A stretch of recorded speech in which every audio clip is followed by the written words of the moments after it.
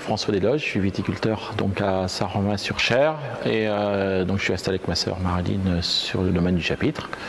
On exploite à peu près 25 hectares de vignes en Touraine et Touraine-Chenonceau. Donc nous avons un suivi œnologique depuis maintenant quelques années, puisqu'on a commencé dans les années 2000 à adhérer, je dirais, au suivi œnologique de la Chambre d'agriculture.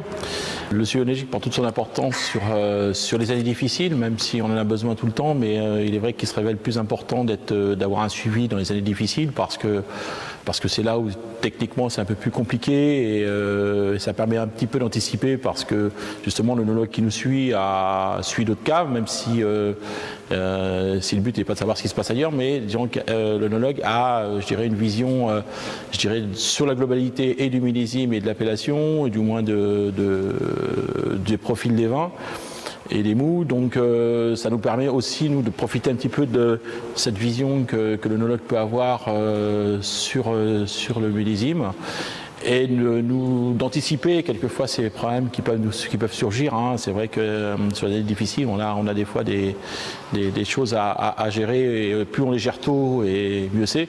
Et c'est vrai que le fait d'avoir une information qui nous arrive, je dirais, dans une période où on n'a pas vraiment le temps d'aller en chercher, en fait, vaut mieux, c'est plus simple quand il y a un échange direct. C'est vrai que ça prend toute son importance, quoi. Anne Bucher, donc je suis œnologue à la Chambre d'agriculture. Je suis le domaine du Chapitre depuis les années 2000.